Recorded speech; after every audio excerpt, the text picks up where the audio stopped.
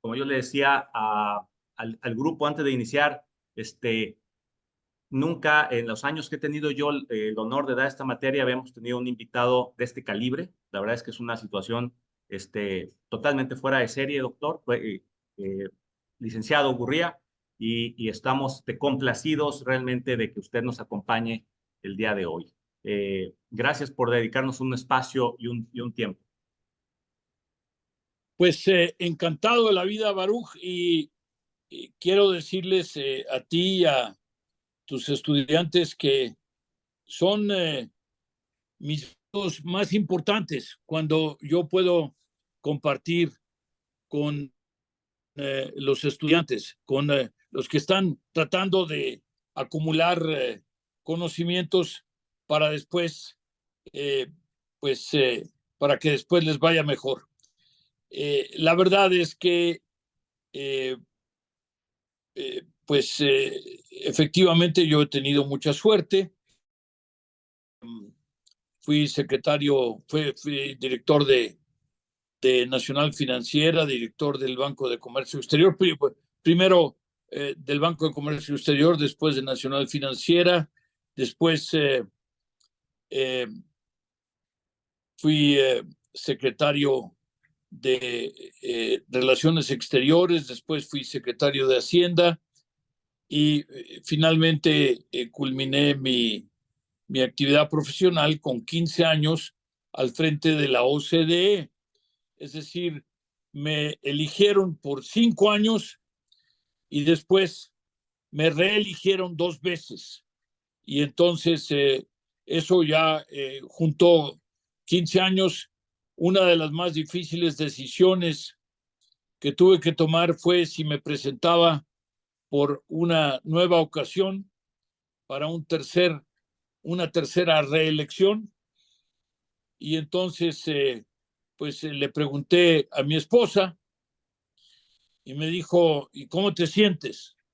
Le dije, pues me siento en plenitud, me siento con toda la energía y ahora con toda la experiencia acumulada, etcétera. Y me dijo, si te sientes muy bien, es momento de regresar a casa. Que fue pues muy sabio de su parte y ya estamos aquí de regreso.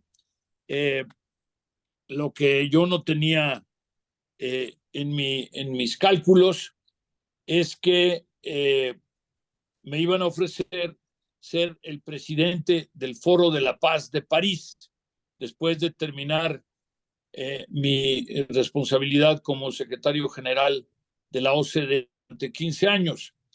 Y pues fue interesante porque la verdad es que el Foro de la Paz de París es, imagínense ustedes, que es una especie de Davos, pero dedicado sobre todo al tema de crear las condiciones para que exista paz en el mundo.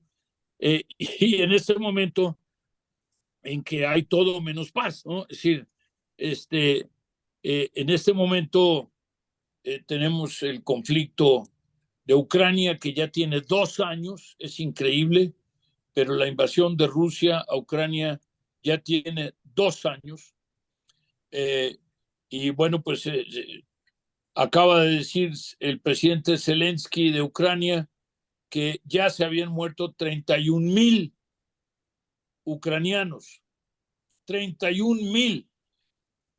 ¿Quién sabe cuántos más rusos habrán muerto en el combate ahí, en esta absurda y pues dramática situación en que han puesto los rusos a Ucrania? Pero además tenemos el problema del conflicto de Israel con Hamas, que no es con otro estado, pero sí es con un grupo de terroristas. Y tenemos el problema pues que se está desenvolviendo mientras hablamos prácticamente con el y Estados Unidos e Inglaterra para proteger las rutas de comercio marítimo, en que están atacando objetivos de los Houthis, otro grupo que no es un Estado. Es decir, estamos aquí frente a un fenómeno nuevo en donde no hay un Estado, sino que estamos frente a grupos de terroristas o grupos que pretenden tener una causa y que, en virtud de esa causa, están dispuestos prácticamente a cualquier cosa. Pero además tenemos el problema de Azerbaiyán y de Georgia, de Armenia, de Nagorno-Karabaj. Tenemos además el problema de Sudán, tenemos el problema de unos 3 o 4 países en África que han tenido golpes de Estado y han perdido no solo la democracia, sino que han perdido también la brújula y también han perdido sus vínculos con el resto del mundo, porque el resto del mundo pues los está castigando. Así es que es un mundo muy, muy complicado en el que estamos en este momento, para mí el ser presidente del Foro de la Paz de París pues es fascinante desde el punto de vista intelectual, fascinante desde el punto de vista de los conocimientos, en fin, pero terrible desde el punto de vista de la realidad que estamos afrontando y de la responsabilidad que tenemos todos, porque todos tenemos responsabilidad. Todo lo que sucede en el mundo nos debe de afectar, y esto es un mensaje que yo quisiera dejarles a tus alumnos, Baruch.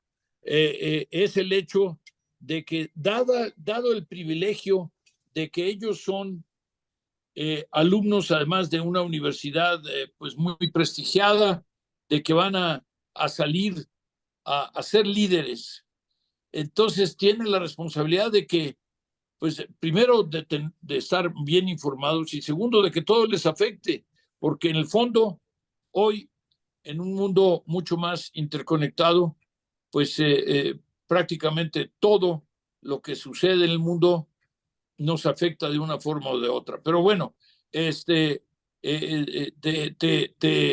dejo a ti que moderes la sesión y que nos digas cómo lo quieres manejar, si quieres recoger algunas preguntas de algunos compañeros, etcétera. Gracias, licenciado. Bueno, primero que nada, mencionarle que nos está acompañando la directora de la Ibero Monterrey, la doctora Aleida Flores, y el coordinador de la maestría, el licenciado Juan Carlos Rodríguez, que ya están con nosotros. Yo quisiera cederle la palabra a la doctora Flores para que le salude inicialmente, y ya de ahí podemos, pues básicamente la idea es tener un coloquio con usted sobre cómo las finanzas. Esta clase es una clase de nivel maestría de posgrado de finanzas corporativas, y cómo las ramificaciones a las finanzas internacionales tienen que ver pues un poco con esta visión que usted tiene del mundo, y más ahora con el tema de la paz, ¿no? Yo recuerdo que Keynes, cuando salió de Versalles, salió muy enojado diciendo que las reparaciones de la guerra que le obligaban a pagar a Alemania iban a causar después un problema mundial, y así sucedió, ¿verdad? Entonces, qué está pasando en el mundo General, actualmente, ¿no? ¿no? Exacto, al término de la Primera Guerra Mundial, que los aliados le cargaron a Alemania todos los pagos de reparaciones. Y generaron la Segunda Guerra Mundial. Exactamente, y Keynes muy poco tiempo después. Sí, Keynes en su libro, las consecuencias económicas de la guerra, tuvo esa visión. Y cómo este panorama que usted nos plantea de la situación actual, de la geopolítica, tiene ramificaciones con las finanzas. Pero antes, cedo la palabra a la doctora Flores. Bienvenida, doctora. Muchas gracias, muy buenas noches. Pues bueno, a nombre de la comunidad Ibero Monterrey, quiero darle la más cordial bienvenida a nuestra universidad, al doctor José Ángel Gurría, y agradecerle que el día de hoy nos acompañe en la cátedra de finanzas, como lo comentaba el maestro Baruch, de la Maestría de Administración y Alta Dirección. Asimismo, agradezco y reconozco al maestro Baruch Barrera, al maestro Juan Carlos Rodríguez, las gestiones para que esta charla sea posible el día de hoy. Estimadas alumnas, estimados alumnos, espero que este diálogo que hoy entablan con el doctor Gurría lo capitalicen, delimitando acciones que hoy por hoy puedan implementar en sus áreas de trabajo. La verdad, no siempre se cuenta con la oportunidad de tener estos encuentros con personas con la experiencia y el conocimiento del doctor Gurría. Por eso no quiero dejar de pasar la oportunidad para motivarles a que entablen un diálogo abierto y sincero con nuestro invitado. Estimado doctor Gurría, nuevamente muchas gracias por brindarnos este espacio. Considere a Ibero Monterrey como su casa. Muchas gracias, Juan Carlos. Gracias, Baruch. Buenas noches. Muchísimas gracias. Un abrazo. El Pues, abrazo va de vuelta. si le parece bien, licenciado Gurría, podemos un poquito arrancar con el tema del orden geopolítico mundial y sobre todo, ¿cómo y qué impactos tiene el tema de las finanzas internacionales en estas situaciones y en estos actos de guerra? Porque sabemos bien que muchas veces son desajustes de commodities, un tema de petróleo, un tema de territorio, temas, muchas veces también puede ser de otra índole, pero muchas veces tiene que ver con asuntos económicos. Entonces, ¿cómo las finanzas internacionales están o han generado que estas situaciones bélicas que estamos viviendo pues sucedan?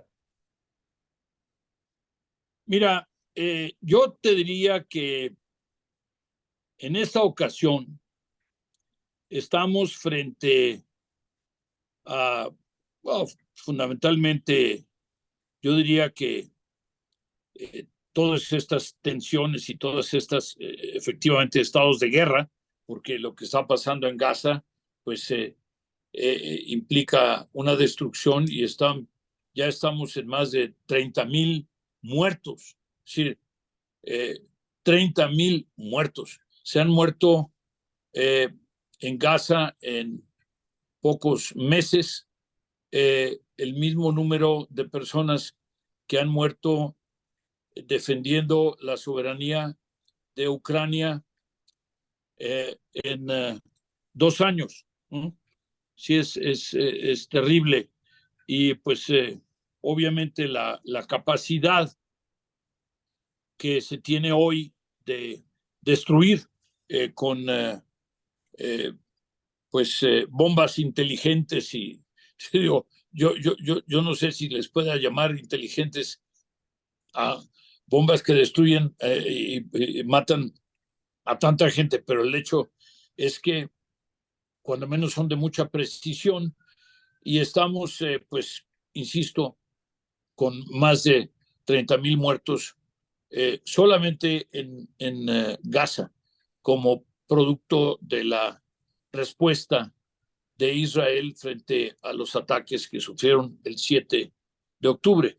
Sin embargo, yo te diría que en este caso, tanto el asunto de la pandemia como el asunto de la invasión de Rusia a Ucrania han generado pues prácticamente inmediatas reacciones en la economía y en las finanzas. ¿Y a qué me refiero? Bueno, en primer lugar, cuando estamos hablando de la pandemia, estamos hablando de que al día siguiente que aparecían síntomas de la pandemia, había que cerrar las fábricas, había que cerrar los centros de trabajo, había que cerrar los restaurantes, había que cerrar los hoteles. Y además, llegó un momento en que, bueno, parecía al principio que era un tema chino y luego un tema del norte de Italia, ¿verdad?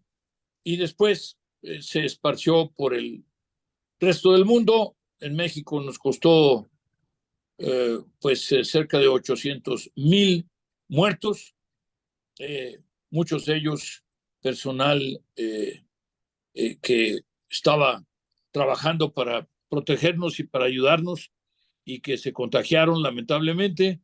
Y en esa época hay que recordar que no teníamos ninguna defensa. No había vacunas, no había medicamentos y cuando de repente una persona tenía que ser hospitalizada, pues casi era como darle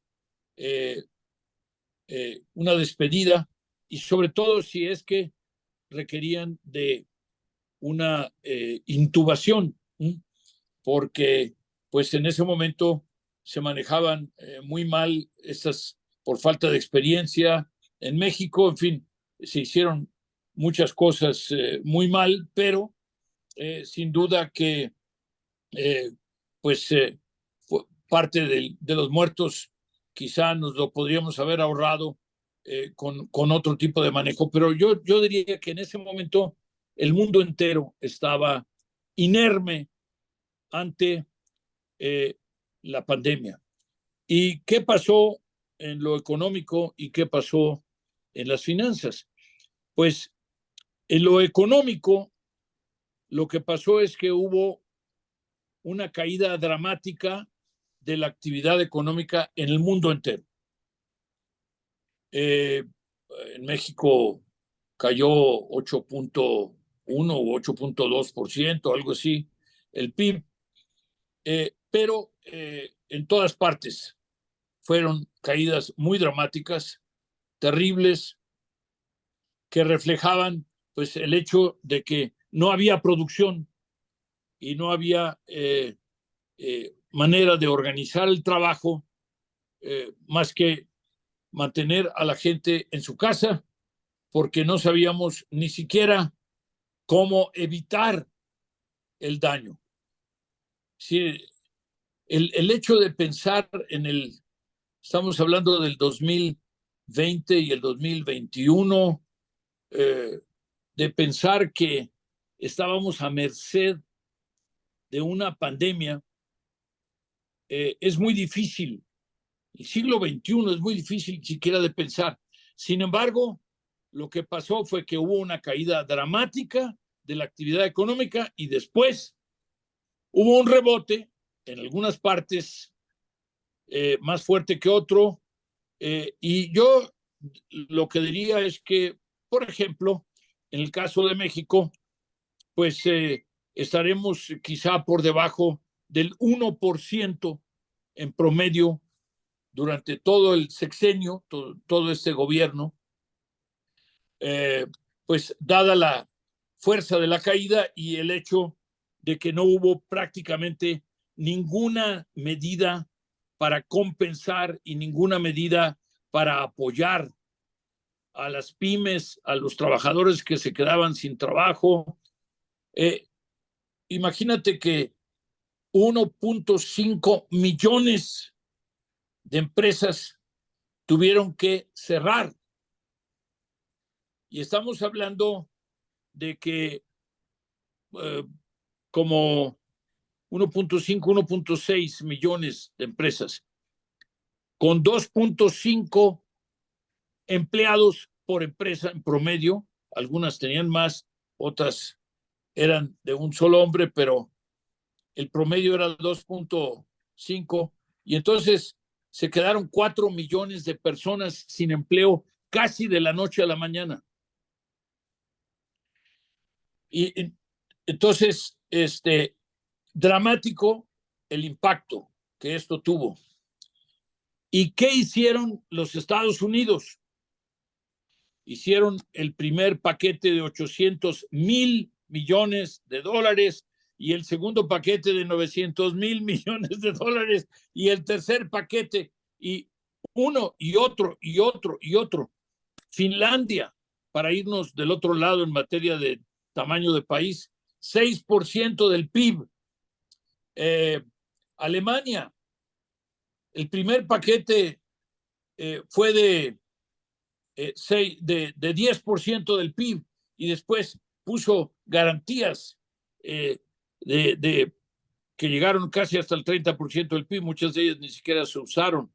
En fin, hubo un impacto dramático porque hubo que dedicar todos los recursos económicos y financieros, la capacidad del Estado aquí. Acuérdense ustedes que el Estado tiene una obligación primordial, que es la obligación de proteger a sus habitantes, a sus ciudadanos. Y en ese momento, solamente el Estado podía proteger a sus ciudadanos.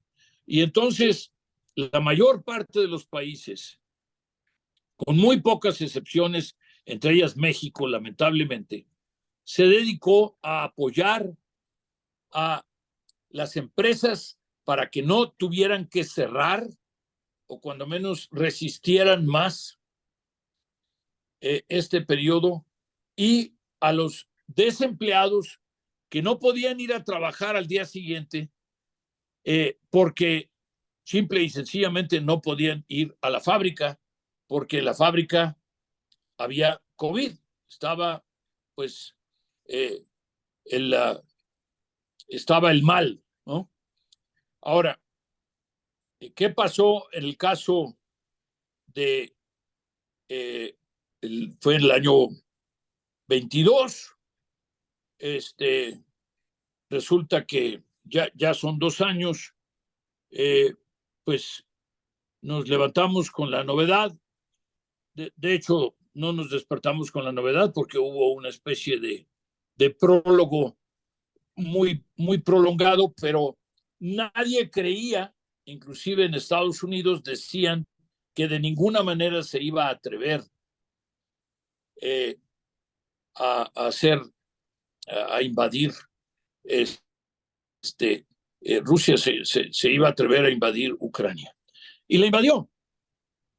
Y bueno, ya sabemos todo lo que pasó, pero ¿qué sucedió en lo económico y en lo financiero?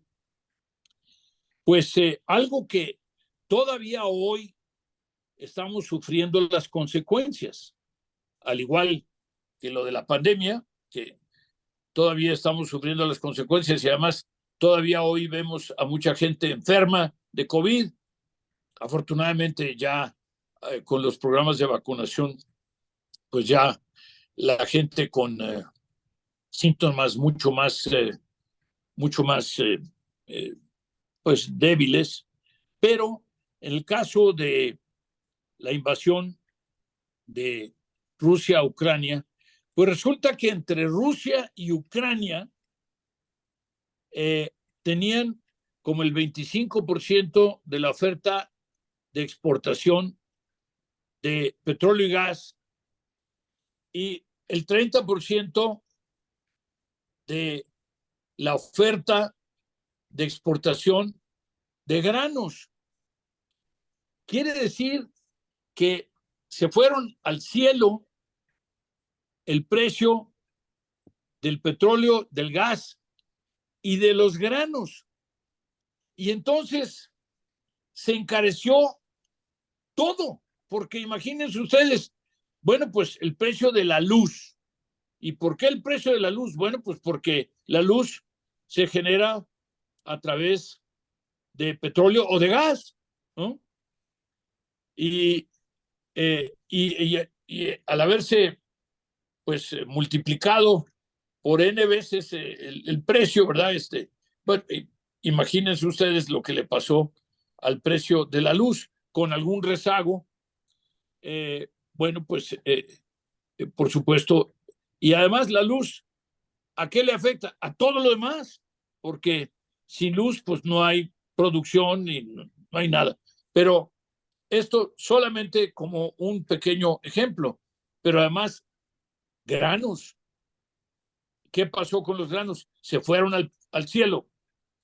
¿Y por qué? Porque en ese momento se puso en duda el hecho de que pudiera continuar la oferta de Rusia y de Ucrania juntos. Miren, hay cosas un poco anecdóticas, si ustedes quieren, pero muy dramáticas. Ucrania sola representaba el 50% de la oferta de exportación mundial de aceite de girasol. Es algo que aprendí a lo largo de estos años, a platicar, de mucho platicar estas cosas. Y la verdad es que y tuvo unas consecuencias que hoy nos siguen afectando. ¿Por qué? Porque no solo hubo un aumento brutal de los precios, sino que, ¿qué hicieron entonces al aumentar la inflación y aumentar todos los precios? Porque cuando uno afecta los combustibles y uno afecta la comida, pues entonces todo se afecta. ¿Y qué pasó? Pues lo que pasó fue que los bancos centrales hicieron pues lo único que saben hacer, que es que terminaron con 10 años de bajar y bajar y bajar y bajar las tasas, sobre todo a partir del 2008, que habían tenido que bajar las tasas prácticamente a cero, en Estados Unidos sobre todo, y en Europa, en fin, en Japón, con objeto de reavivar, de incentivar la economía. Pero en el momento en que se sobrecalentó la economía del mundo y hubo esta ola dramática, y además no sabíamos cuándo iba a terminar, porque no sabíamos cómo iban a afectar. Ya hoy estamos viéndolo 2 años después, que han vuelto las cosas, los precios a sus niveles más o menos. Pero ¿qué pasó con los bancos centrales?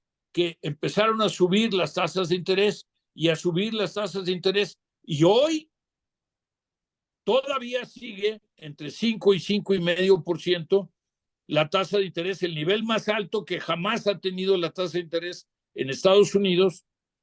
Hoy siguen las tasas de interés a su más alto nivel en Europa, pero además en México están a 11.25%.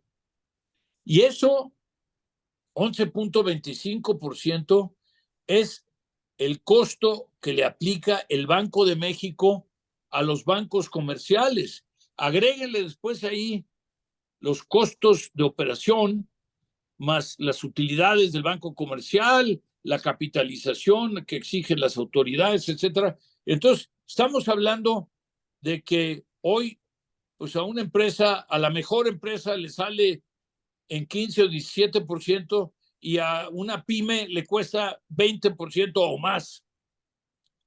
Y entonces esas son las consecuencias.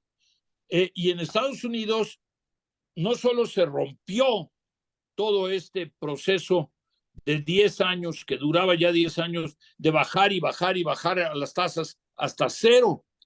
Es más, en Alemania habían emitido bonos con tasa negativa. Quiere decir que uno le ponía 100 euros el día de hoy y uno recogía al final del vencimiento del bono, pues 99,5, ¿no?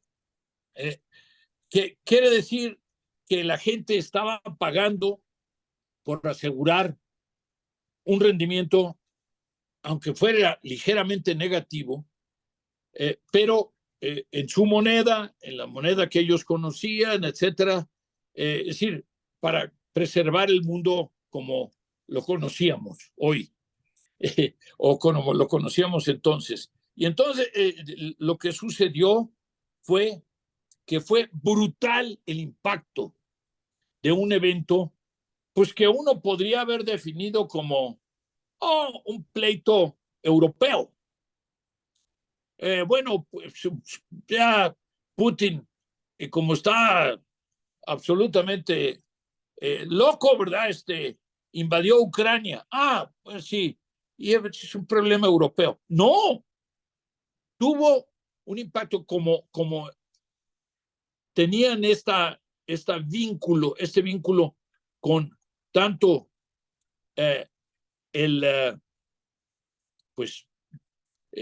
con el petróleo, los combustibles, como con los alimentos, pues nos pegó a todos y seguimos con esos impactos, porque seguimos aquí a 11.25 y siguen las tasas en Estados Unidos a 5.5, y en fin, hay perspectiva de que van a bajar en los próximos meses, pero ya han dicho que no, a lo mejor marzo no, a lo mejor junio, vamos a ver, ¿no? Entonces, aquí sí, los vínculos de un evento, pues aparentemente militar europeo, tuvo impacto mundial. Oiga, licenciado, antes de pasar a una pregunta que tiene el maestro Juan Carlos Rodríguez, el coordinador de la maestría, usted como secretario general de la OCDE, ¿trató a Putin alguna vez? Entiendo que no forma parte de la OCDE, Rusia, pero ¿tuvo alguna vez alguna reunión? Porque sabemos que se reunió desde Obama, Sarkozy, Trudeau, Yo Angela Merkel. traté a Putin, pues yo diría bastante. ¿Por qué? Y la razón es que Rusia solicitó su acceso a la OCDE. Y entonces, pues, por supuesto, yo hablaba con el ministro de Economía, luego me lo cambiaron el ministro de Economía, ahora creo que lo metieron a la cárcel al pobre, pero el ministro de Economía,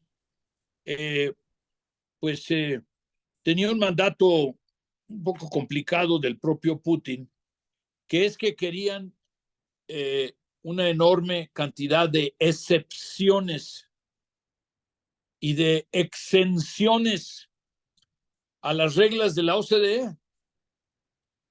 Y entonces, y creyeron equivocadamente que pues con el interés que tenían ellos, que la solicitud que habían hecho ellos de entrar a la OCDE, que la OCDE iba a estar derretida de la emoción y que entonces que les íbamos a permitir cualquier exceso y cualquier violación de las normas y todo lo demás.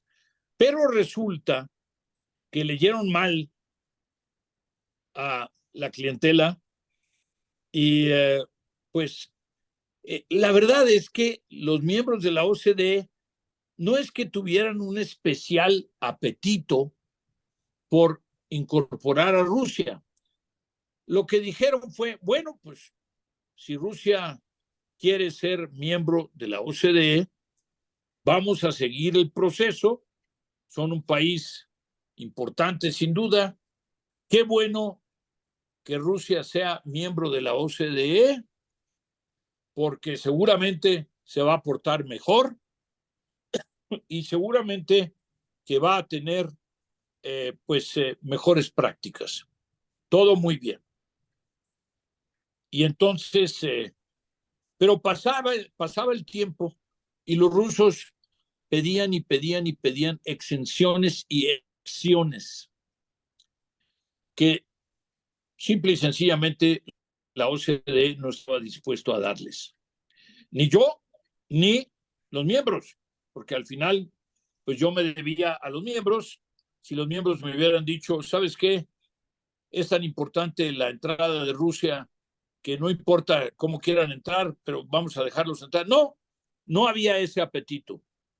Y entonces, lo que sucedió es que yo vi a Putin en varias reuniones del entonces era G8, ya como los expulsaron ahora ya otra vez es el G7.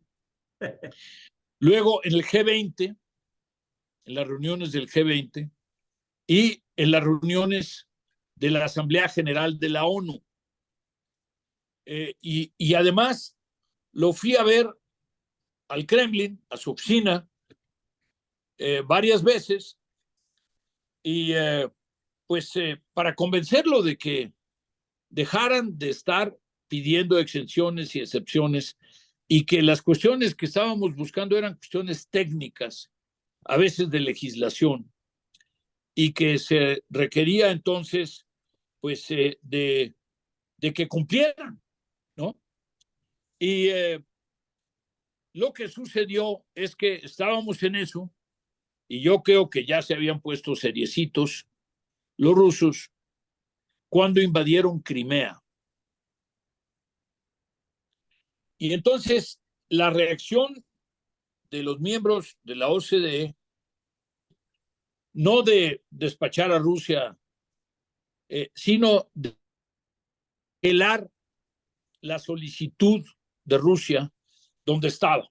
Es decir, bueno, pues ya habíamos avanzado, poco, por cierto, porque se tardaron como 7 años, se tardaron mucho, porque pedían y pedían y pedían estas exenciones y estas excepciones, etcétera. Y pues se congeló el proceso. Yo informar al ministro de Economía que se había congelado el proceso, y después, cuando ya con el nuevo secretario general, ya no me tocó a mí, cuando invadieron en el año 22, yo terminé, después de 15 años de dirigir la OCDE, terminé el 1 de junio del 2021, en plena, por cierto, fue muy dramático, pero en ese momento, pues resulta que año 22, febrero 24 del año 22, invaden Rusia, y en ese momento los países miembros de la OCDE deciden que ya no van a congelar, sino simplemente que ya no quieren saber más de Rusia. Y entonces, congruentes con lo que estaban en Naciones Unidas, congruentes con lo que estaba pasando prácticamente en todas partes, hasta en los eventos deportivos, le dijeron a Rusia, ya no queremos verte aquí para nada. Y entonces, pues se perdió todo este tiempo y todo este esfuerzo, y pues yo puedo entender perfectamente bien por qué es que en ese momento se decidió tal cosa. Ahora, pues Putin, en lo personal, un hombre que exudaba poder, inclusive cuando quería ser, ustedes entiendan que yo era la institución a la cual ellos querían entrar, entonces yo tenía un cierto poder, es decir, yo representaba, digamos, un cliente, pues que era un mercado era un mercado de vendedores, digamos, no era un mercado de compradores, él era el comprador y yo era el vendedor. Y resulta que pues yo hablaba muy bien con él, y después lo vi varias veces, y ya no siempre negociábamos, pero lo veía yo de repente en Naciones Unidas, en la Asamblea General de Naciones Unidas, etcétera. Él siempre se detenía y hacía un impas para saludarme y somos como, los rusos son como los mexicanos, son así que de mucho abrazo y de beso y de todo lo demás. Y entonces, sí, además, los mexicanos no nos besamos entre los hombres, pero los rusos sí. Pero la verdad es que yo tenía pues con él una buena relación hasta que llegaron todos estos acontecimientos, y por supuesto pues la OCDE pues no tuvo más remedio que aceptar la decisión de sus miembros y de pues bueno, de suspender, primero congelar y después suspender cualquier cualquier intención de Rusia de incorporarse a la OCDE. Si se hubieran apurado los rusos, hoy serían miembros de la OCDE, si hubieran hecho como Chile o como Israel, que lo hizo en 3 años. Lo hicieron en 3 años, Israel y Chile. Fueron muy efectivos, muy eficaces, cumplieron con todo rápidamente. Pues entonces serían miembros de la OCDE. Y yo me pregunto, ¿qué pasaría o qué hubiera pasado?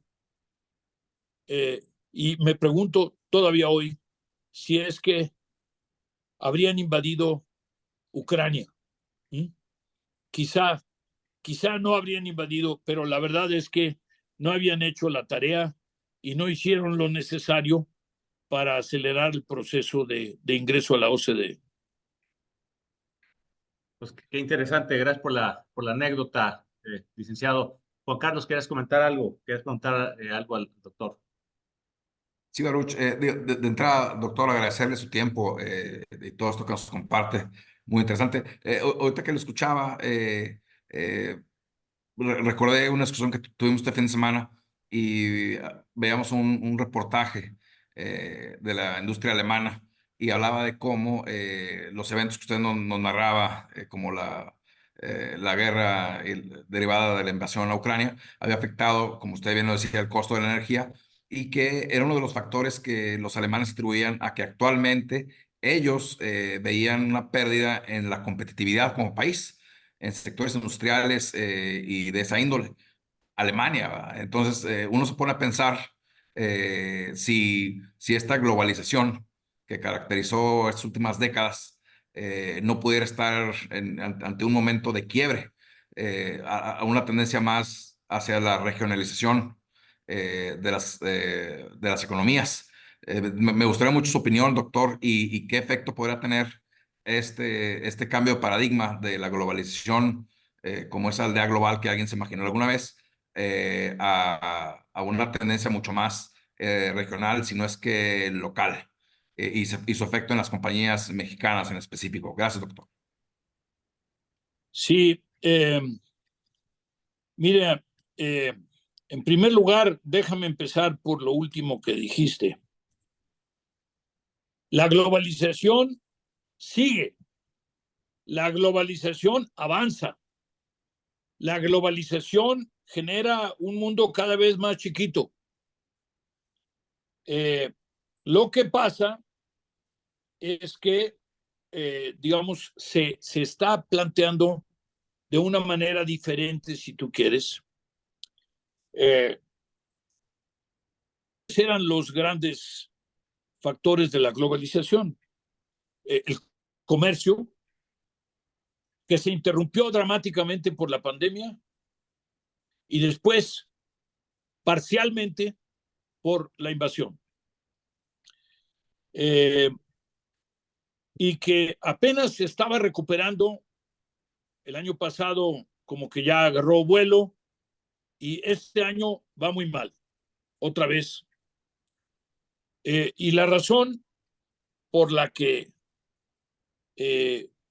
va mal es porque acuérdense ustedes que no era posible conseguir containers, no era posible conseguir barcos, no era posible conseguir tripulaciones, olvídense de los barcos, alguien que tripulara el barco, que echara a andar el barco y que supiera navegar, en fin, todo eso fueron, y eso encareció 10 veces el transporte, el costo del transporte.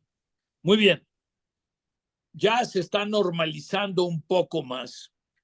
Todavía no, todavía siguen algunos efectos muy dramáticos y ahora hay nuevos efectos. Por efecto del cambio climático, el canal de Panamá no está muy transitable en la parte de arriba, ¿verdad? En el lago, y el canal de Suez también tiene problemas y en fin, pero sí hay, yo diría, una nueva forma en la cual se está llevando a cabo la globalización, pero la globalización nadie la puede detener. La globalización nadie la puede, es decir, ya todos los aviones están llenos, ¿no? Y además las tarifas aéreas, junto con, bueno, porque la turbocina se fue para arriba junto con los combustibles, etcétera. Pero al principio nadie viajaba y hoy ya todo el mundo está viajando de regreso. Entonces, yo diría que efectivamente hay algunos cambios del proceso de globalización que pareciera que es como caminar para atrás, ¿verdad? Como los cangrejos, porque se está volviendo más regional o se está volviendo inclusive local el crecimiento y el desarrollo, pero yo diría que no es así, que simplemente es una forma diferente post pandemia, post invasión y post todo, ¿verdad? Y post Hamas Israel y post, es decir, hoy tenemos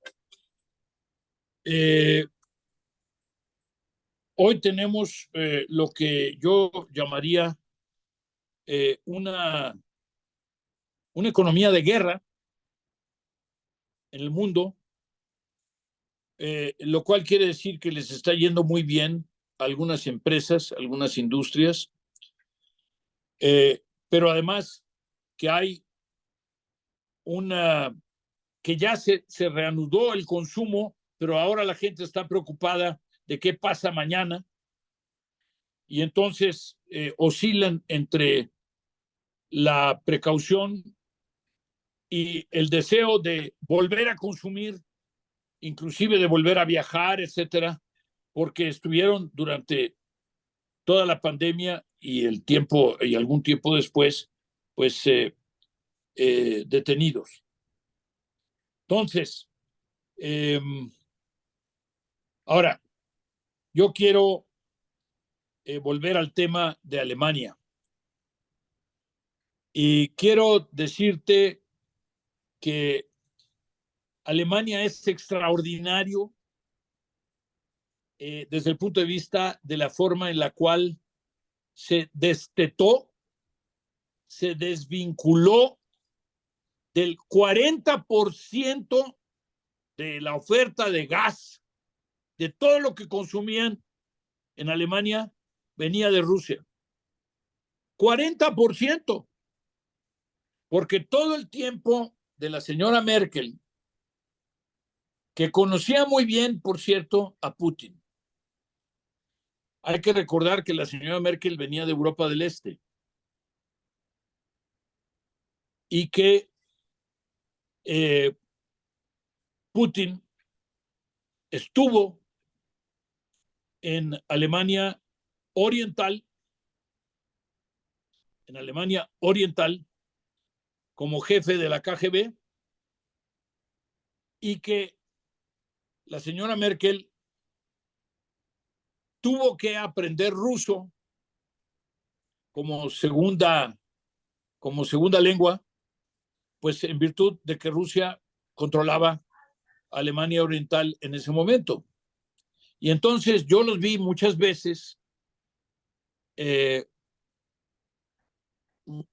las reuniones del G20, del G8 en ese momento, las Naciones Unidas, etcétera, pues hablar ya sea en alemán o en ruso, porque él aprendió alemán y ella aprendió ruso, y entonces hablaban entre ellos, y pues había esta idea de que Rusia era europeo. Tan es así que se acercó al G8 y todos los países, inclusive Estados Unidos, Canadá, etcétera, pues lo aceptaron. Inglaterra lo aceptaron como europeo, es decir, como una potencia mundial. Lo es, sobre todo desde el punto de vista militar, pero el hecho es que 40%, bueno, de ahí partimos el día de la invasión. Y empezaron los alemanes admirables a reducir y reducir y reducir su dependencia y a reducir su consumo. A mí me tocó un Berlín totalmente apagado, un Berlín a oscuras, cuando Berlín es una capital bulliciosa y es una capital de artistas y es una capital de cantantes y en fin, y sin embargo todo estaba apagado porque estaban ahorrando energía y al mismo tiempo empezaron un proceso en el cual construyeron, pues ya se abrió creo que las primeras dos y están haciendo terminales para gas licuado, para gas licuado en un año. Es decir, la están haciendo en un tiempo absolutamente récord.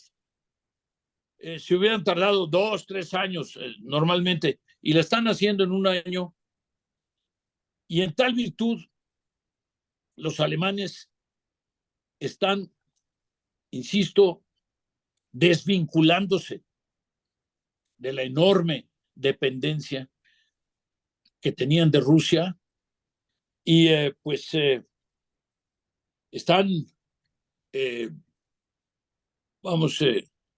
igual que toda Europa, ¿no? Que ya se dieron cuenta, Italia, gran dependencia, España menos, porque España dependía sobre todo de algunos de los países del Mediterráneo, ¿no? Y sin embargo, lo de Alemania fue impresionante lo que hicieron, lo que lograron, y pues, en fin, están teniendo algunas consecuencias. En este momento hay muy poco crecimiento económico, si acaso. Están teniendo una especie de mini recesión, yo diría, nada dramático, nada parecido a lo que pasó en 2020. Sin embargo, insisto, y esto, por cierto, no solo es por razones de la energía, sino que también es por un tema de tecnología y de recambio tecnológico, y además porque Europa en general no está pasando por el mejor momento y Alemania depende mucho de sus demás socios europeos para la mayor parte de su comercio exterior.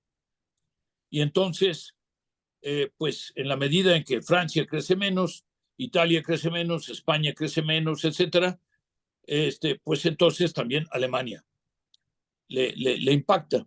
Pero independientemente de eso, yo diría chapeau, habría que quitarse el sombrero ante los alemanes por la hombrada que hicieron de tener prácticamente una dependencia casi, yo diría, no absoluta, porque no dependían del 100%, pero sí dependían de una parte muy importante, y de haber, a base de ahorros de energía y a base de cambios de abastecimiento de la fuente primigenia de combustible, cambiar a gas líquido, de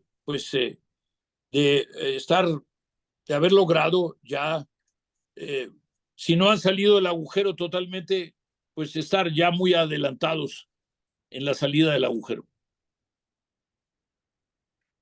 Muchas gracias, licenciado.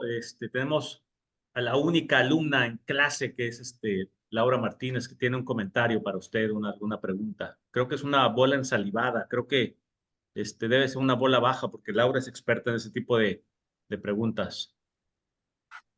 Muy bien. Gracias, buenas tardes y muchas gracias por su experiencia, por compartirlo con nosotros y por su tiempo.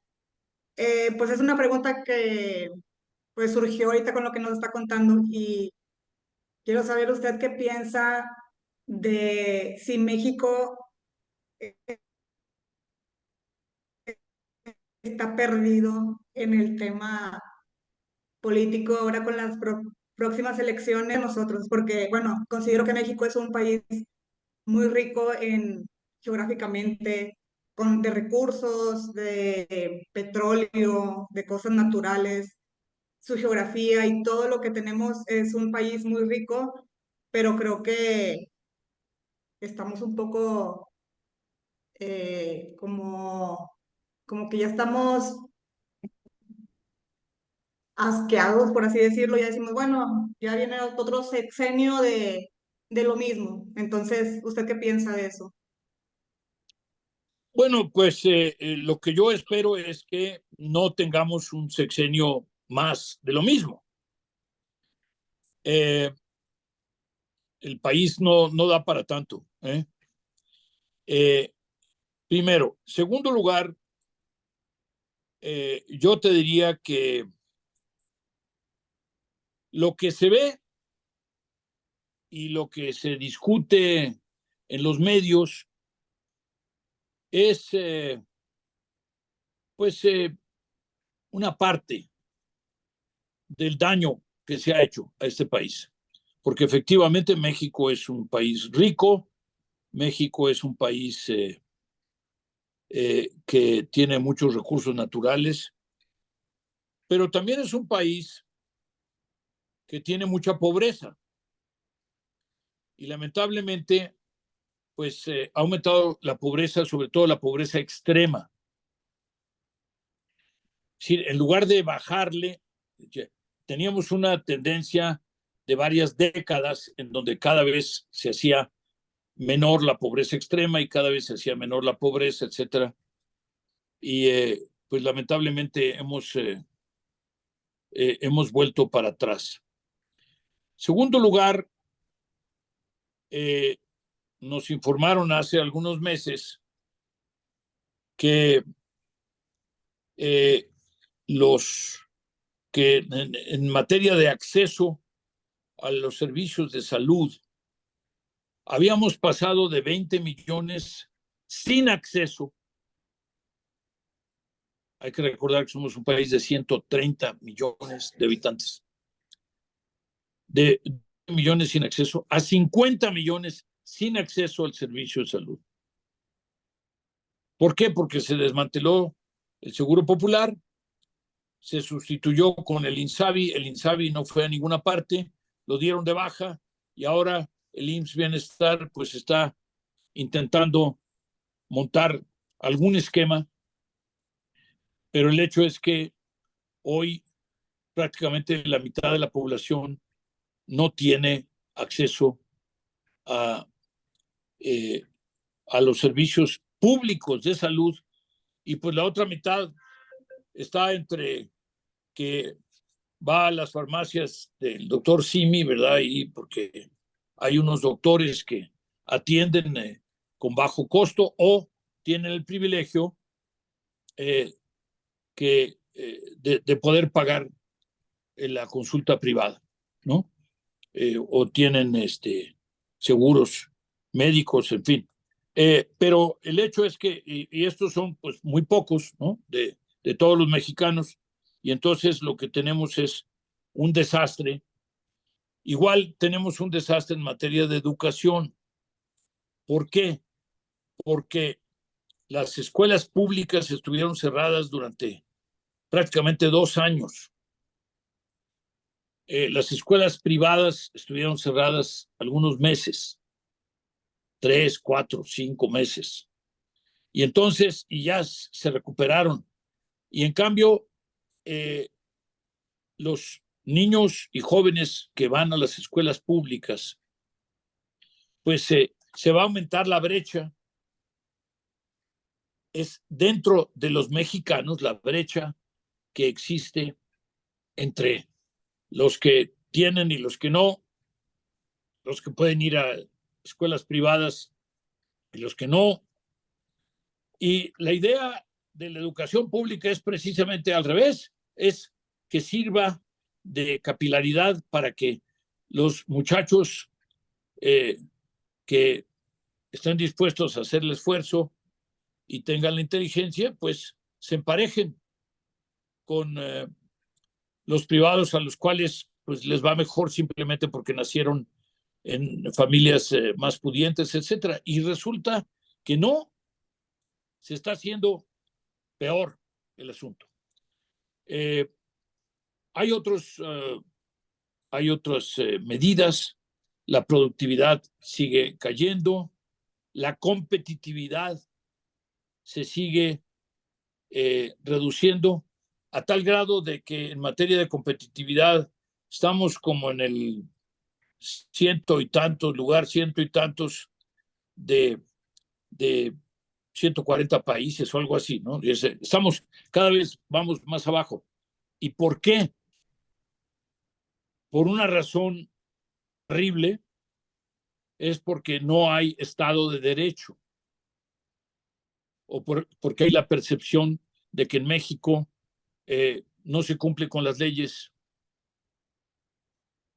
Pero yo les diría a ustedes, en un país en donde el presidente dice la autoridad moral de la presidencia está por encima de las leyes, o en donde él puede decir, yo doy el teléfono de una periodista en violación flagrante de una ley mexicana para proteger los datos particulares. Y entonces, efectivamente, pues uno se pregunta si hay o no hay Estado de Derecho.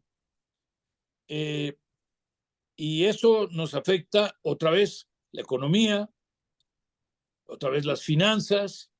¿Por qué? Porque no es cuestión de que no nos llegue la inversión extranjera.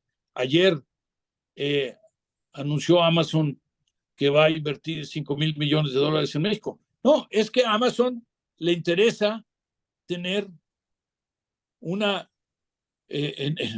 enormes servicios en México, porque somos competitivos en costos, pero además porque estamos exactamente al lado de Estados Unidos. Lo único que hay que hacer es empujar el carrito y ya está uno del otro lado, ¿no? Mientras que, pues, China, ya hemos visto, y sobre todo con la pandemia, y sobre todo con la invasión y todo lo demás, y la escasez de tripulaciones, y cómo aumentaron los costos de simplemente de traer un container de China a la costa este de los Estados Unidos, ¿no? A la costa oeste de los Estados Unidos. Y se multiplicó por 10 el precio. Bueno, pues entonces yo te diría que tenemos el tema del buen gobierno o de la ausencia de buen gobierno o del mal gobierno, lamentablemente, y cómo está afectando nuestras vidas de todos los días. Hay algunas empresas a las cuales les ha ido bien porque están enchufadas con el TEMEC. Hay muchas empresas, las empresas medianas y grandes, les ha ido bien porque están más orientadas a la exportación, pero las empresas que se dedican al mercado interno, pues insisto, 1.6 millones de empresas tuvieron que cerrar ya porque son muy flexibles las empresas pequeñas y medianas, sobre todo las microempresas. Ya se tienen 1.2 millones de esos 1.6 que se han creado nuevas, pero quiere decir que todavía tenemos un déficit de 400,000 empresas, y que quiere decir de prácticamente 1 millón de personas que siguen sin empleo, ¿no?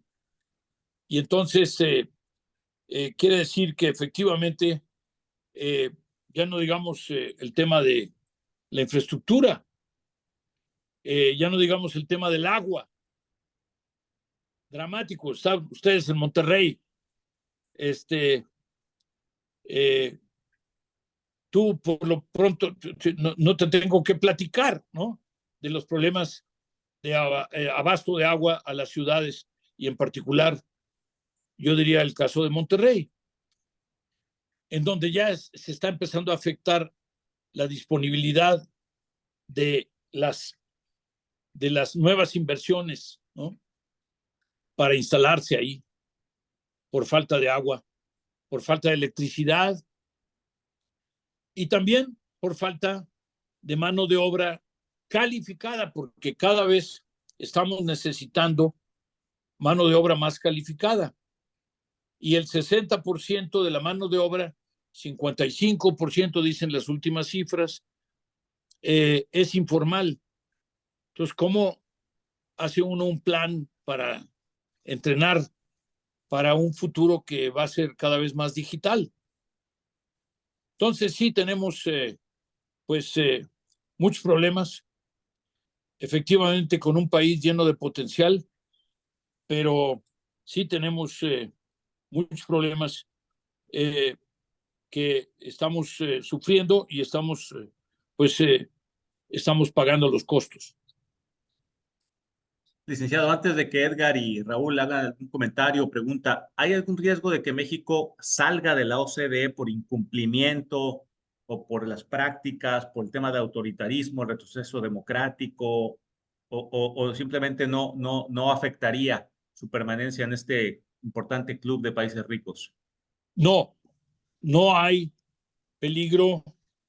Yo te diría que habría que haber expulsado a varios otros países antes que a México por todos los abusos. Acuérdate que yo estuve del 2006 al 2021. Entonces vi a muchos gobiernos, cambios de gobiernos, docenas de cambios de gobiernos en Europa. Caían los gobiernos, se renovaban, había elecciones nuevas, nuevas coaliciones. Y sin embargo, pues no hay no hay tal. De hecho, hoy se presentó el informe económico de la OCDE, hoy martes 27. Hoy se presentó el informe en la Secretaría de Hacienda y vino el secretario general de la OCDE y se presentó y pues es, yo diría que agridulce, ¿no?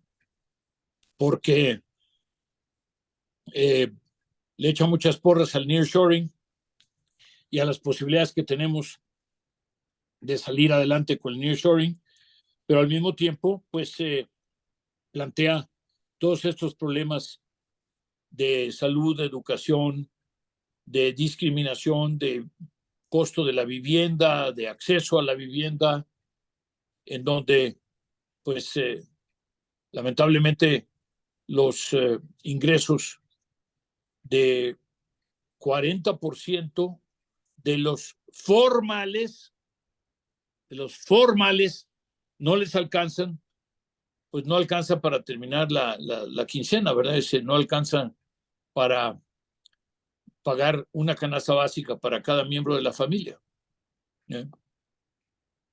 Wow, bueno, pues habrá que echarle un vistazo a ese informe, licenciado. Edgar, adelante, por favor.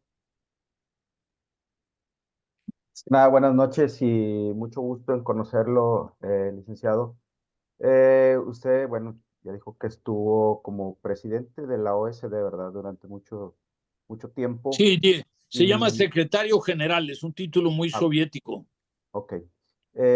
Bueno, a mí me gustaría saber desde la OSD qué propuestas en concreto o líneas estratégicas se plantearon para alcanzar lo que son los objetivos de desarrollo sostenible, sobre todo en el ODS 8, que es el trabajo decente y empleo productivo, que ayudara o que está enfocado más bien en el incremento del ingreso precisamente de la población que ahorita mencionaba.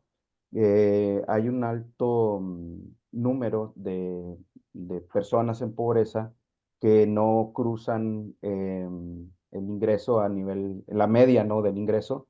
Y eso es un problema en cualquier país y sobre todo aquí en México, que al haber tanto porcentaje de personas en pobreza, pues el país se estanca, ¿no? Y desde la OSD, ¿qué líneas estratégicas se plantearon? Mira, el problema de la solución a un país como México es que no tiene una sola vertiente. No hay nada en lo que se vaya a trabajar que sea mágico. Pero yo te diría, Estado de Derecho, Estado de Derecho y Estado de Derecho. ¿Por qué? Porque para aprovechar al máximo nuestra ubicación geográfica privilegiada, tan es así que ya llevamos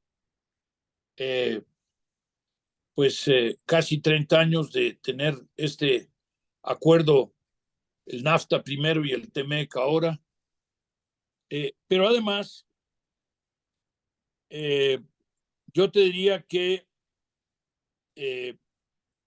con las tensiones entre Estados Unidos y China, porque de repente todo el mundo se volvió loco y dijo, ay, China, China, China, China, China, y todos fueron para allá, todos invirtieron allá, y ya se dieron cuenta, ya que los chinos los necesitan menos, pues ya se dieron cuenta de que no son tan amigables, pero por otro lado, en México la vecindad hace inevitable que cada vez tengamos una mayor integración. Y entonces, educación, salud, entrenamiento, es decir, para un futuro cada vez más, pues cada vez más digital, ¿no? Todo el tema de vivienda, pero yo diría productividad, productividad, productividad. ¿Por qué? Porque la productividad es lo que te da, primero, pues aumenta el PIB de manera muy importante, en fin, pero porque la productividad es la que te da la posibilidad de mejorar como individuo. En la medida en que la fuerza de trabajo tenga un entrenamiento y sepa, por ejemplo, algo de computadoras, sepa algo de inglés, no tiene que ser Shakespeare, pero saber lo que sea necesario, ¿no?, para poder llevar a cabo ciertas actividades que implican mayor complejidad. En esa medida habrá mayor productividad. ¿Qué es la productividad? Finalmente, de lo que se trata es simple y sencillamente de cuánto produce un empleado promedio durante una hora o una semana o un mes o lo que sea. Y tenemos una caída ya de varias décadas de la productividad, pero además hoy es como una cuarta parte de la de Estados Unidos. Entonces no podemos aspirar a aumentar los sueldos si es que no generamos un mayor nivel de productividad, pues simple y sencillamente porque a las empresas no le salen las cuentas, ¿no? Y entonces esto es uno de los problemas más delicados y más serios. Sin embargo, yo te diría, por eso es que mencioné 3 veces Estado de Derecho. Yo creo que si hubiera Estado de Derecho y hubiera pues una división muy clara de poderes en México y el Ejecutivo hiciera lo que tiene que hacer y el Legislativo igual y el Judicial igual, etcétera, pues entonces nos iría mejor. Por ejemplo, el tema de la informalidad. Yo mencioné que andamos ya en 55%, pero ¿cómo estaba hace 6 años? Bueno, estaba en 57%. Sí, prácticamente no nos hemos movido. ¿Y cómo le hace uno con 55% de la fuerza de trabajo informal, ahora un mayor número de fuerza de trabajo informal? ¿Cómo los entrena uno? ¿Cómo sabe uno dónde están, inclusive? Entonces, sí, yo diría que esas 2 cosas, el tema del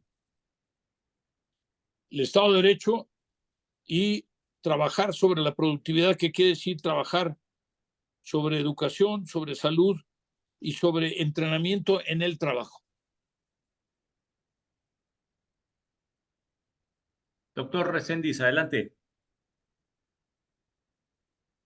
Hola, buenas noches a todos. Eh, Licenciado Gurría, un placer compartir esta charla con usted. Tener una personalidad de su trayectoria realmente es muy motivador. Tener a alguien top mexicano como líder internacional. Algo, lo que pasa es que Baruch es de la Policía Montada de Canadá. Y en la Policía Montada de Canadá tienen un dicho. Dice, we always get our man. O sea, siempre atrapan al sospechoso, ¿no? Y yo debo decirles que tienen que darle un gran mérito a Baruch por haber insistido y buscado el momento. Y pues ya estamos aquí con mucho gusto. Muchas gracias. Y pues yo tengo una pregunta muy importante sobre la pandemia. ¿Qué golpe tan bajo fue este movimiento que hizo China para poder posicionarse económicamente arriba de otras economías mundiales? Ya que el desabasto que realizó y el ingreso que tuvo para insumos, hablando de todos los insumos para la pandemia a nivel mundial, pues fue bastante importante. Entonces mi pregunta va encaminada a China. ¿Cómo, cómo lo tomó el mundo este golpe bajo que nos dio el país? Voy a estar total y completamente en desacuerdo contigo. Porque a lo mejor a China se le escapó de un laboratorio, ¿no? El virus. A lo mejor efectivamente fue en un mercado de animales, ¿no? A lo mejor el pangolín, que nunca habíamos conocido y ahora se volvió muy famoso, el pangolín, o una combinación del pangolín junto con estos murciélagos, fueron los que finalmente esparcieron el virus. Pero no creo que, dados los impactos y el costo enorme que ha tenido para China la pandemia, que haya sido algo que pretendieron mandarnos así como para acabar con el occidente o alguna cosa así por el estilo. Porque si acaso, pues yo te diría que hoy el occidente ya se recuperó y va muy bien y, en fin, Estados Unidos, en cambio China está pasando por un momento muy difícil por la crisis de bienes raíces y por el problema de productividad y por el problema de abasto, en fin. Pero, y también por la sequía, ¿no? Porque le está afectando la sequía.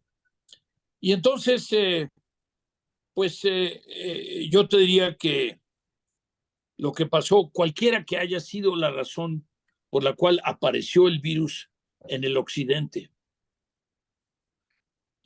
no fue derivado, yo creo eso firmemente, de una decisión estratégica, digamos, casi militar, de decir, vamos a mandarles el virus para que, ¿no?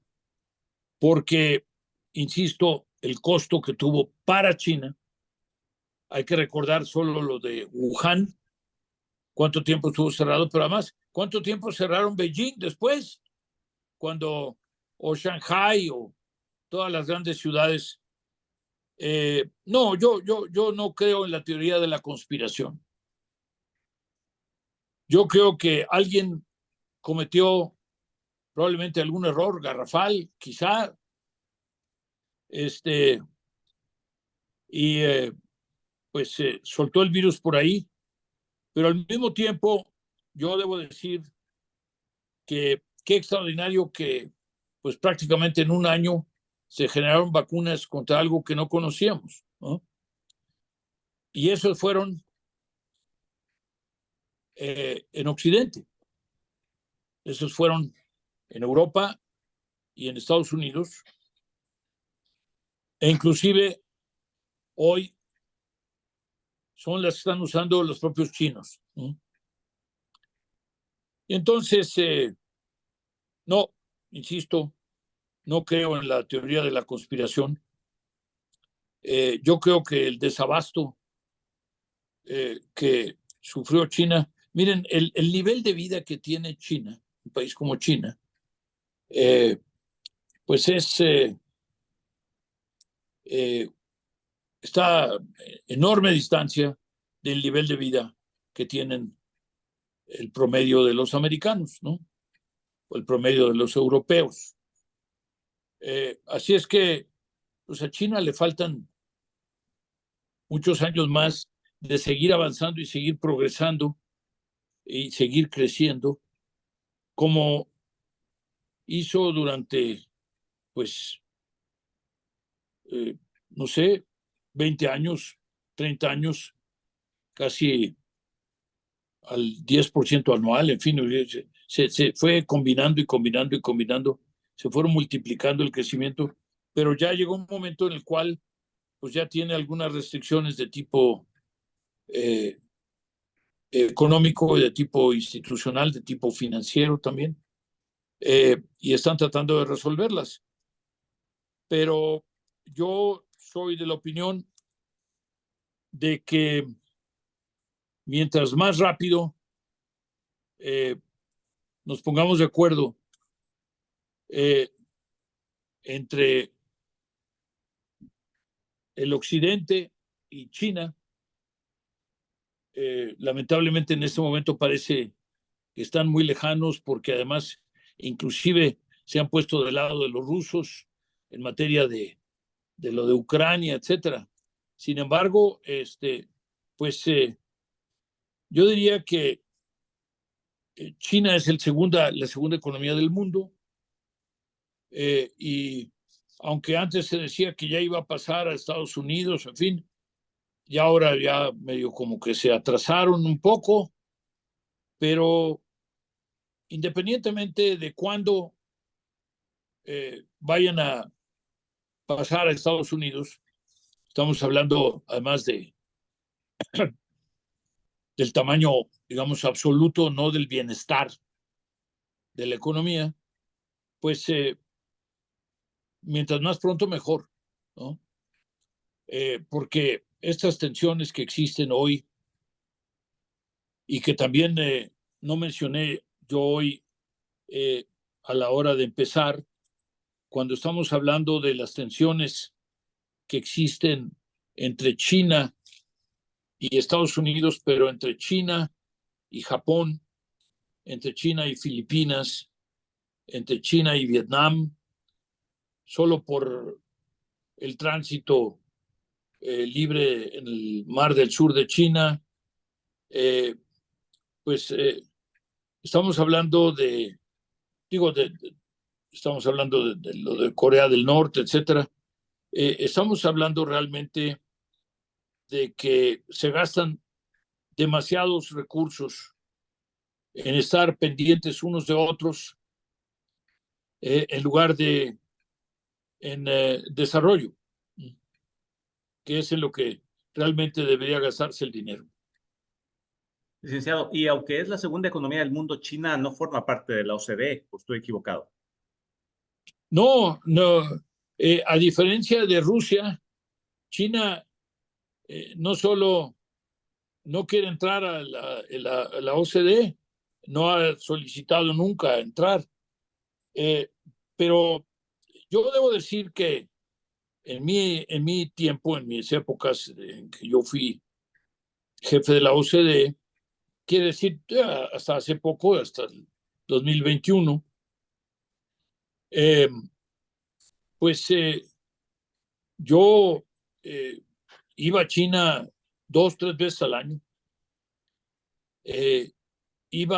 Me volví un asistente prácticamente pues asiduo del China Development Forum y se multiplicaron los eventos en China y era muy difícil seguirles la pista. Sin embargo, yo hacía mis visitas, veía una vez al año, me reunía con el primer ministro China, Li Keqiang. Ya hoy no es Li Keqiang, es un señor Yang, pero Li Keqiang nos recibía al jefe del Fondo Monetario, del Banco Mundial, de la OMC, sí, de la Organización Mundial de Comercio, y de la Organización del Trabajo, y a mí. Cada año nos recibía. Y además yo iba de manera regular a estos eventos de él. Así es que teníamos una relación muy fluida con los chinos. Yo tenía muy buena relación con el embajador chino en París. Y sin que no queríamos empujarlos a que entraran a la OCDE. Simplemente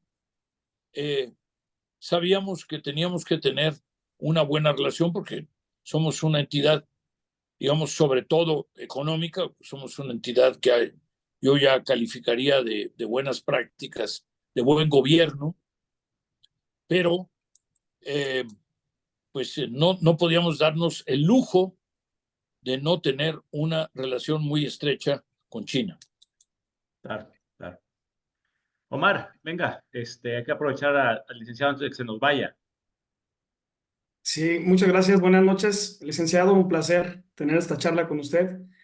Y con tanto conocimiento, uno piensa, ¿qué le preguntas, no? ¿Qué puedes preguntar que sea de veras de interés para todos? Creo que algo que a mí me inquieta o tengo duda es realmente a todos los países miembros de la OCDE. Se habla mucho del cambio climático, de políticas que están tomando los países. Y sin embargo, en los foros, ¿verdad? Sin embargo, en las prácticas vemos que industrias petroleras, químicas, están crecientes, ¿verdad? Yo me pongo como ejemplo industria plástica, ¿no? Yo estoy dentro de esa industria Y sí, obviamente, como interés de todos mis colegas es ¿qué va a pasar?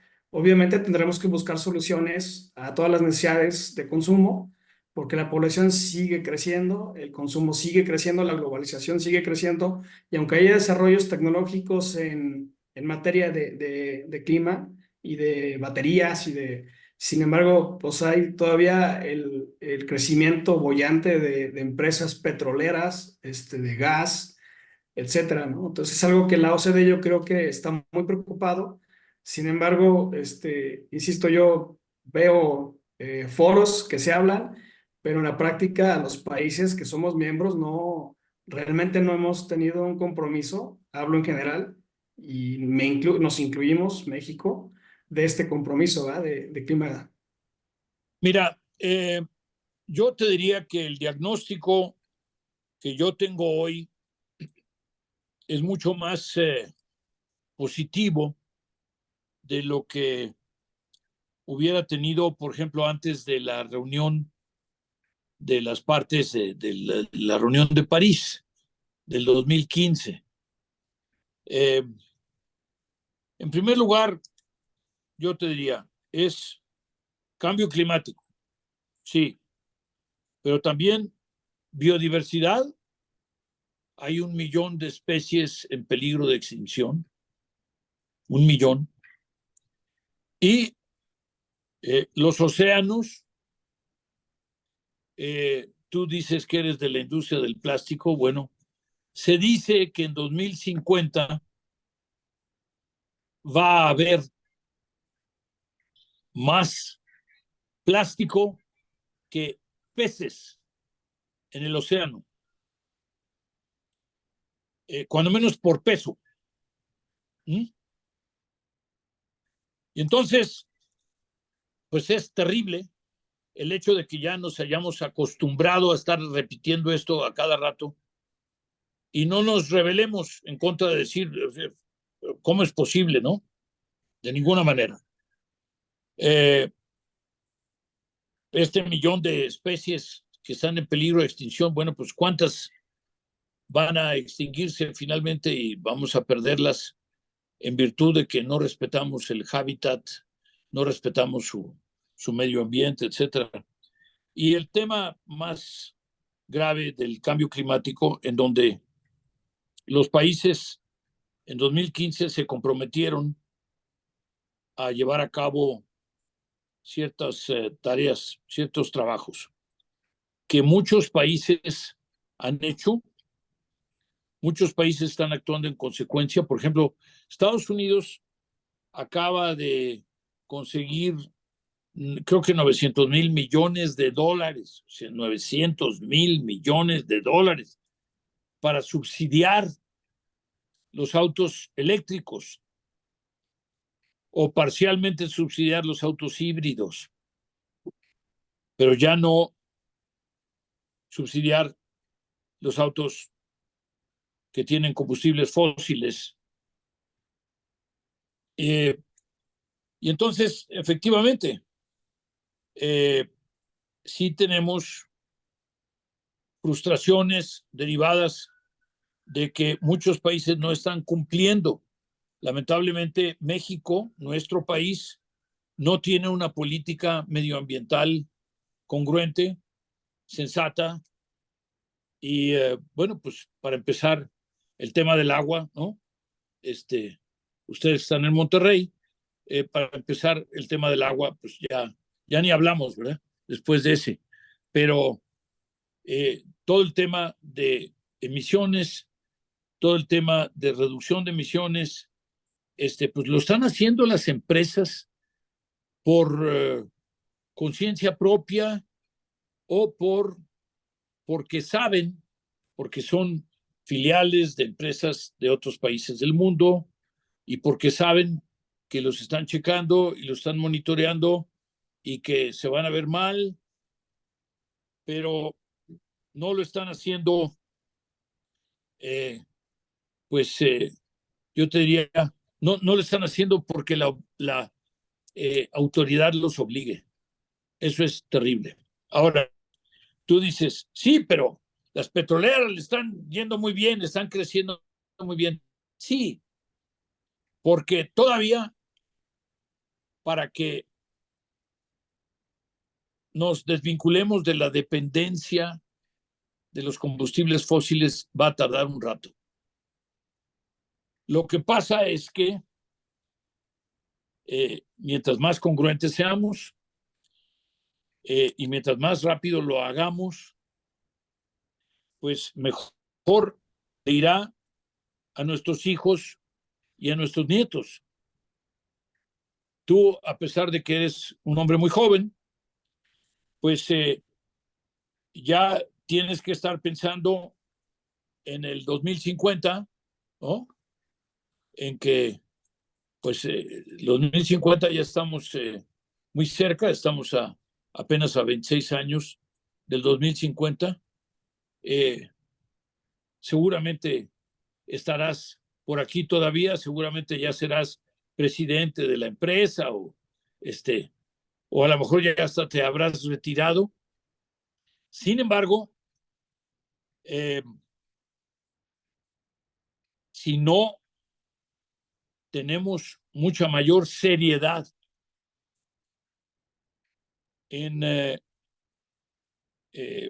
y esto lo digo para México, pero es para todos los países del mundo, mucha mayor seriedad y mucho mayor compromiso con las metas de cambio climático, pues van a seguir sucediendo lo que ya está sucediendo en México, donde hoy tenemos las presas al 35% y no es que se vayan a cero, porque desde el 10% o lo que sea ya no se pueden usar, ¿no? ¿Por qué? Porque tienen mercurio y porque están asolvadas y porque todo lo demás. Entonces, se nos va a acabar el agua. Y si se nos acaba el agua, pues ya están ustedes viendo la reducción dramática que hubo de las exportaciones de productos agrícolas a los propios Estados Unidos, y eso que no tenían los problemas que vamos a tener este año, ¿no?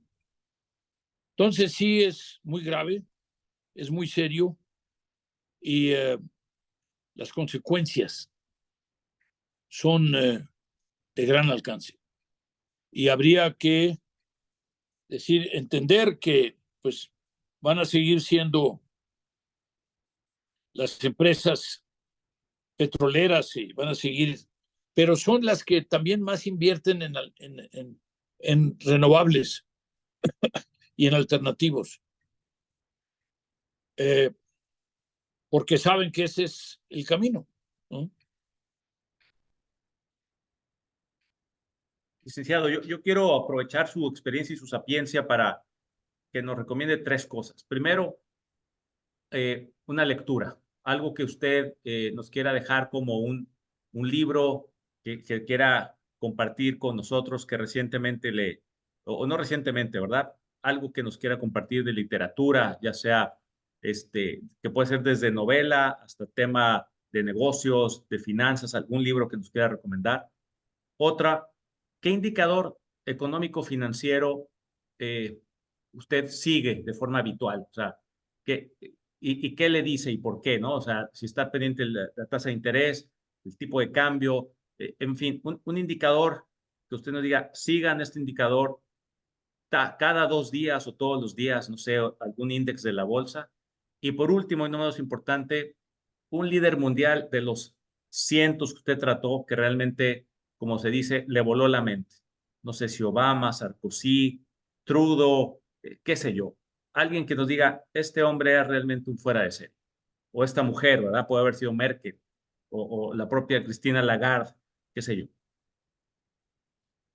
En cuanto a lectura, yo diría que quizá las cosas que ha escrito Yuval Harari, y lo último, en particular esto de 21 consejos para el siglo XXI, alguna cosa así se llama, algo parecido.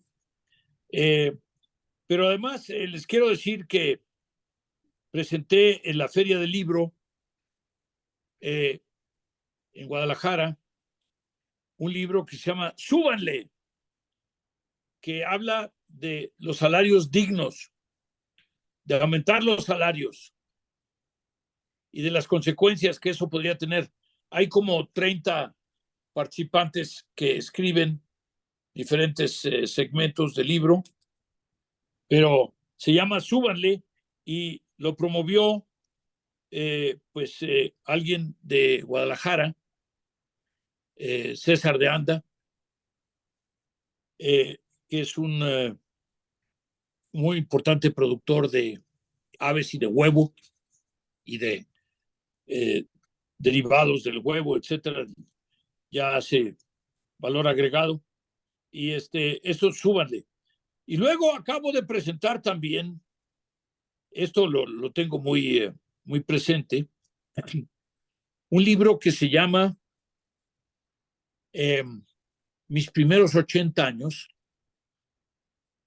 la historia de las crisis económicas, que es de Francisco Suárez Dávila.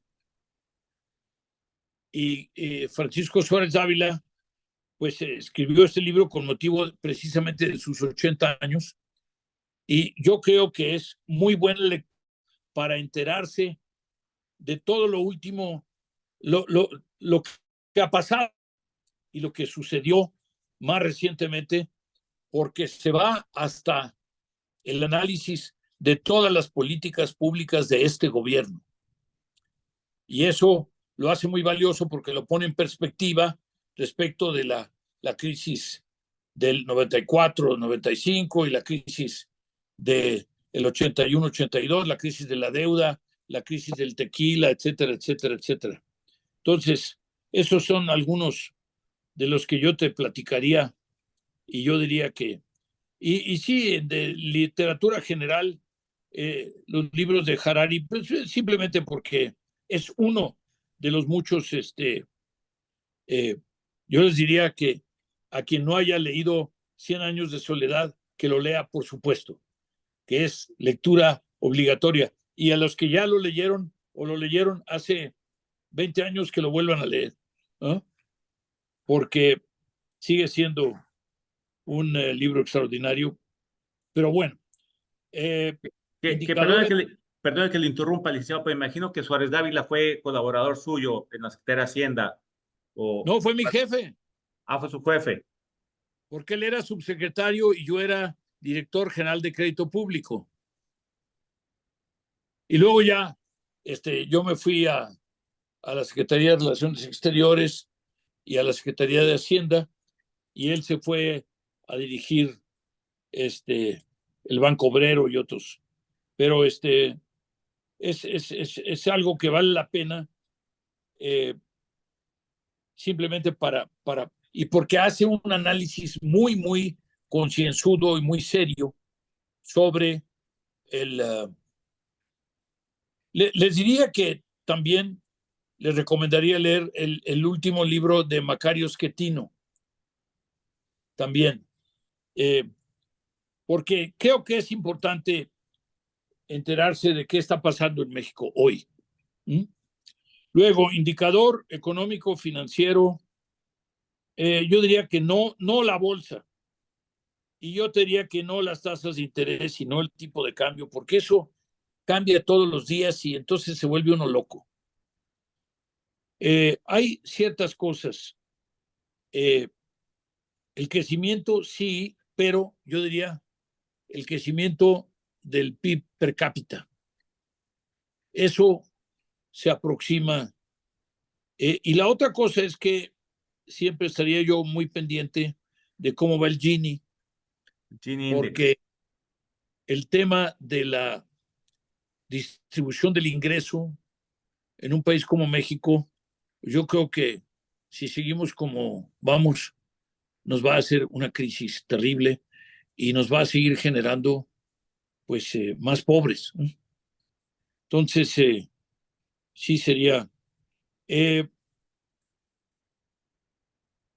líderes.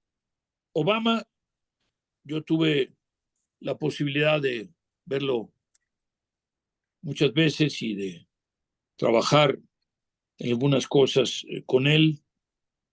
Y la otra es Merkel, efectivamente. La única, el único líder, la única lideresa que estaba cuando yo llegué a la OCDE era Merkel, y la única que estaba cuando yo me fui era Merkel. ¿Y por qué? Porque Merkel estuvo 16 años, porque tuvo 4, es decir, una elección y 3 reelecciones de 4 años cada una. Y yo estuve 15 años en la OCDE. Entonces, yo llegué casi cuando ella había empezado, me fui casi cuando ella estaba a punto de salir. Y yo diría que fueron 2 casos: Obama, que era pues el líder del mundo, y Merkel, que se convirtió de manera muy natural y como despacito y calladita en la líder de Europa, y que se convirtió en una interlocutora muy importante de gentes como Obama, pero también de gentes como Putin, de gentes como pues el propio Xi Jinping, que ya cumplió 10 años y va ahora para su tercer periodo, y que era una mujer ciertamente extraordinaria y que ahora está siendo muy criticada porque pues la acusan de que no vio venir todo esto de Rusia, y y se llevaba muy bien con, con Putin, en fin. Yo me acuerdo que estaba yo en San Petersburgo en una reunión del G20 y el anfitrión era Putin, precisamente, en 2013. Y de repente estábamos allí esperando que llegara Obama o que llegara alguien más. Y me toca un carrito chiquito como de golf, y lo venía manejando Putin. Y me dice, era la época en que querían entrar a la OCDE, y entonces me dice, vente acá atrás para recorrer aquí todos los jardines y todo. Y entonces, pues, atrás había un señor, un guardaespaldas que medía como 3 veces lo que, ¿no? 3 veces el tamaño y el volumen y todo mío. Entonces, él le ordenó que se saliera y yo me senté atrás y él iba manejando, pero de copiloto iba Angela Merkel. Y entonces, pues resulta que el que me llevó y me enseñaba todos los jardines de San Petersburgo y del palacio, ¿sí?, fue Vladimir Putin, pero con la copilota Angela Merkel, que de repente empezaban a hablar en ruso o empezaban a hablar en alemán. Yo hablo algo de alemán, pero no hablo ruso, ciertamente, y la verdad es que de repente se acordaban de que yo venía atrás y entonces me platicaban en inglés o hablábamos algo en alemán, pero en fin, fue muy interesante. Y ella es alguien que tenía una relación de confianza con Putin. Ella iba y le invertía tiempo a Putin. Se iba y se hincaba al lado para, ya Putin sentado, para platicarle en el oído. Y entonces, y todo el mundo veía que ella se iba y se sentaba ahí como para decirle, oye, mira, conviene por aquí, por allá, hay que tener estas consideraciones, en fin.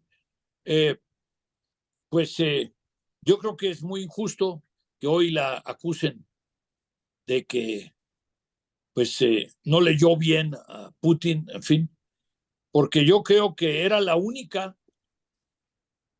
Por cierto, en esa reunión en San Petersburgo, de repente no empezaba y no empezaba y no empezaba la reunión, ya estábamos tarde y 5 minutos tarde y 10 minutos tarde y no empezaba.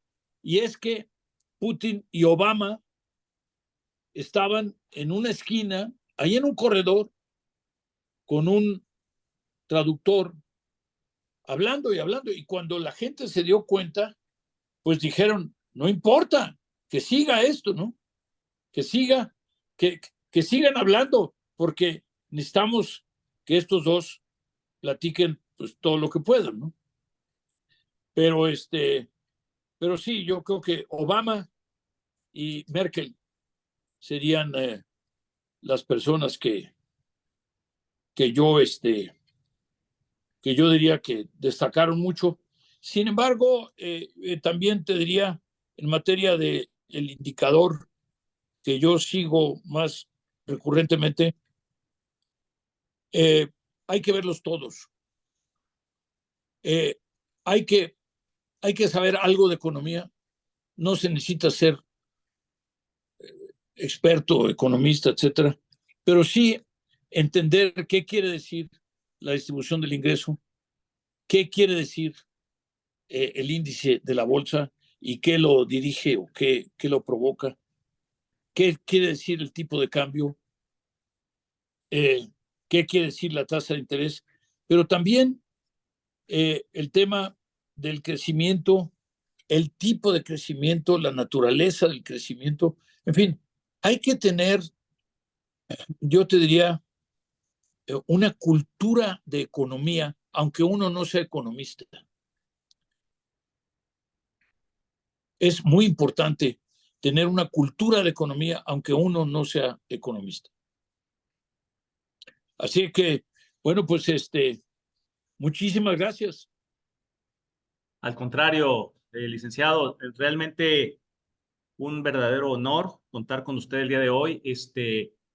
El licenciado Gurría podría estar sentado ahorita, departiendo con los 5 o 10 CEOs más importantes de México, con los 10 empresarios más importantes del país, y está hoy con nosotros.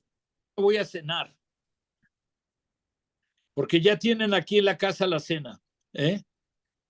Adelante, muchas gracias por el tiempo que nos dedica. Realmente un placer contar con la presencia de un mexicano global y realmente uno de los mexicanos más brillantes de las últimas décadas. Gracias. Yo creo que lo mínimo que puedo hacer es darle un aplauso y agradecerle su. Muchísimas gracias y aplaudo a ustedes primero por darme esta oportunidad y este tiempo, y en segundo lugar, pues por la curiosidad que implica el hecho de que tengan estos invitados de vez en cuando. Gracias de nuevo, que Dios lo bendiga. Hasta luego. Muchísimas gracias. Bye. Bye, gracias. Hasta luego. Gracias. Gracias, licenciado.